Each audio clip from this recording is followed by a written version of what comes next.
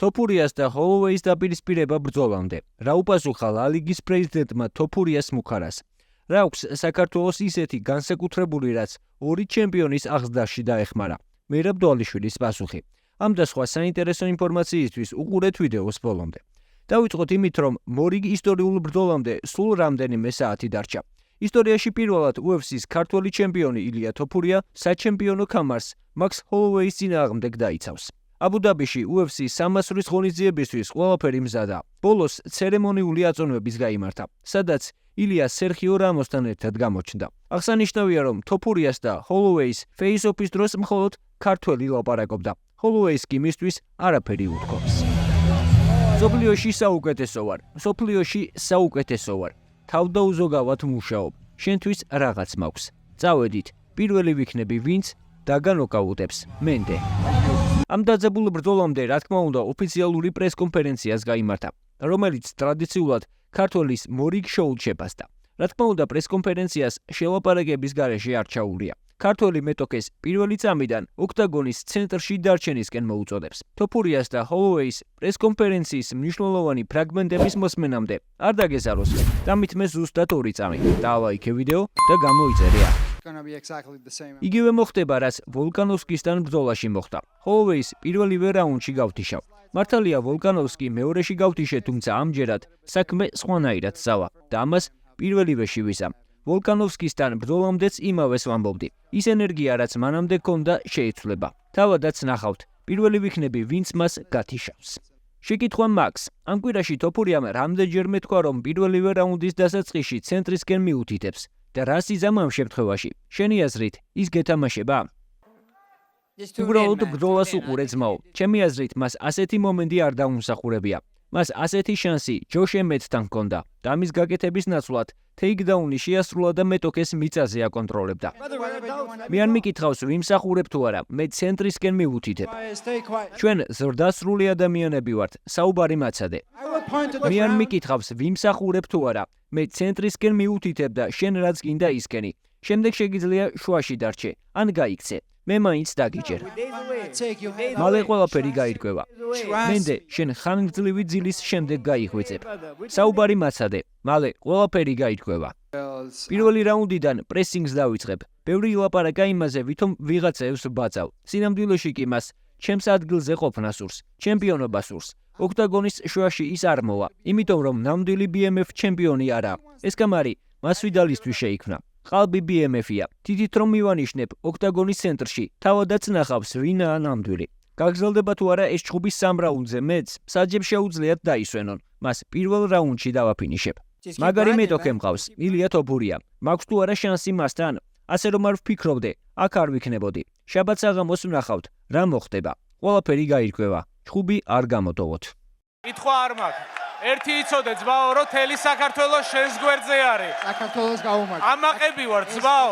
Let's go! მე კლიან საქართველოს ეკუთვნის. ენაცვალე. შემოგევლე.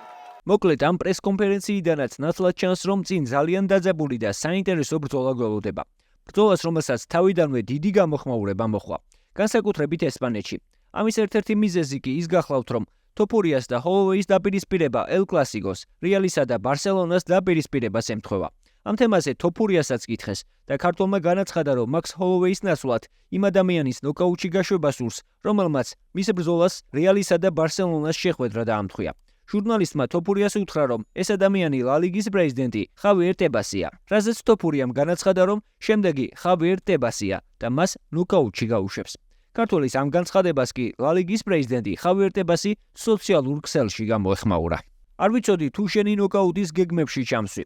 გაფრთხილებ, ჩემი ნოკაუტში ჩაგდება უფრო რთულია ვიდრე El Clásicos ორგანიზება იმ დროს, როდესაც ეს ყველას მოუნდება. Max მთელი ძალებით დაუპირისპირდი. აქვე გეტყვით კიდევ ერთ საინტერესო ფაქტზე. თოფურია რომ რეალის გულშემატკივარია, ეს კარგად ცნობილი ფაქტია. სწორედ ეს იყო ერთ-ერთი მიზეზი, რის გამოც სამეფო კლუბმა მას ბრძოლამდე მაისური გაუგზავნა.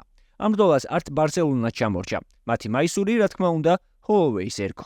ამ ბრძოლაზე, რა თქმა უნდა, ისაუბრა UFC-ს პრეზიდენტმა Dana White-მა, რომლის თქმითაც არსებობს ერთი გარდაუვალი ფაქტორი, რაც უარყოფით ემოციებს დატოვებს. თოფურიას და Holloway-ის ჩხუბს ძალიან ცუდი მომენტი ახლავს თან. გულდასაწყვეტია, როცა ორივე მებრძოლი ძალიან მოგწონს და იცი, რომ ერთ-ერთი მათგანი ოქტაგონს წაგებული დატოვებს. მაქსი ყველა დროის ერთ-ერთი საუკეთესო მებრძოლი და ძალიან კარგი ადამიანია. BMF-ის საჩემპიონო ქამარს ფლობს და ნამდვილი BMF-ია. თოფურია როგვარსკვლავია და მაგარი ჩხუბი იქნება. მეზიზღება ის ფაქტი, რომ ვიღაცას ამ ორთაბრძოლის წაგება მოუწევს. ძალიან საინტერესო ჩხუბი გველოდება. წარმოდგენა არ მაქვს რა მოხდება. ამ ჩხუბით აღფრთოვანებული ვარ, მაგრამ არ ვიცი რა და როგორ განვითარდება. მოკლედ, ზედმეტის შესავლის გარეშე დაწერეთ თქვენი პროგნოზი, რომელ რაუნდში შეძლებს ილია მე-16 გამარჯვების მოპოვებას. მე კი მანამდე გეტყვით, რომ სხვა ბევრ ქართველთან ერთად ამ ბრძოლას დაესწრება UFC-ს კიდევ ერთი ქართველი ჩემპიონი მერაბ დვალიშვილი, რომელმაც გულშემატკივრების შეკითხვებს უპასუხა. დვალიშვილს კითხეს, რა აქვს საქართველოს ისეთი განსაკუთრებული, რაც ორი ჩემპიონის აღზრდაში დაეხმარა. კითხვა შეეხებოდა უმარ ნურმაგომედოვთან დაპირისპირებასაც. We are warrior people. We are ქართველები მეომარი ხალხი ვართ. პატარა ქვეყანა გვაქვს და ოჯახსა და სამშობლოს ყოველთვის ვიცავდით. ლამაზი ქვეყანა გვაქვს და მტრები ყოველთვის თავს გვესხმოდნენ. რელიგიის შესანარჩუნებლად გაუჩერებლად ვიბრძოდით და დღემდე გვაქვს ჩვენი რელიგია. დროშა, ანბანი, ენა და ტრადიციები. ძლიერი და მეომარი ხალხი ვართ და ვფიქრობ, სწორედ ესაა რაც დაგვეხმარა. ილია ნიჭიერია და ყველა კომპონენტში ძლიერი და ძალიან ჭკვიანია, მაგრამ მე უბრალო ბიჭი ვარ, რომელსაც ქართული მენტალიტეტი აქვს და თავდაუზოგავად შრომობს. სულ ესაა. უმარ ნურმაგომედოვის მეშინია, მე არავის მეშინია, მხოლოდ ღმერთის. სად არის ეგ თქვენი უმარი? სხვა ბრძოლა მეიღო და ხმას აღარ იღებს. ეს მას ეშინია ჩემი და სხვისით ჩაანაცვლა ჩემთან შეხვედრა. მე არ ვარ ბრძოლის ორგანიზატორი. ამ საკითხებით დენა უაიტი და ჰანტერ კემბელი არიან დაკავებულები. თუ დენა მეტყვის, რომ უმარს უნდა ვეჩხუბო, ამას აუცილებლად გავაკეთებ. თუმცა კიდევ ერთხელ ვამბობ, ნურმაგომედოვს ჩემთან დაპირისპირება ჯერ არ დაუმსახურებია. აი შენომალმა დაიმსახურა და რევანშის საშუალებაც ექნება. დაამტკიცოს უმარმა, რომ ღირსეული მებრძოლია და აუცილებლად ვეჩხუბები. მერაბ გენაცვალე გილოსავ ჩემპიონობას და ბევრჯერ დაგეცვას პირველ რიგში. მადლობა. და კითხვა არა უფრო თხოვნა არ მიაქციო ამათ ყურადღება და ვიცით რომ ნაგლურად ცდილობს უმარი ჩემპიონობის ბრძოლის მოპოვებას, მაგრამ თუ შედგება ისე დალეწერო, ვაფშე ხმა ვეღარ ამოიღოს, თხოვნა იქნება რა. მადლობა.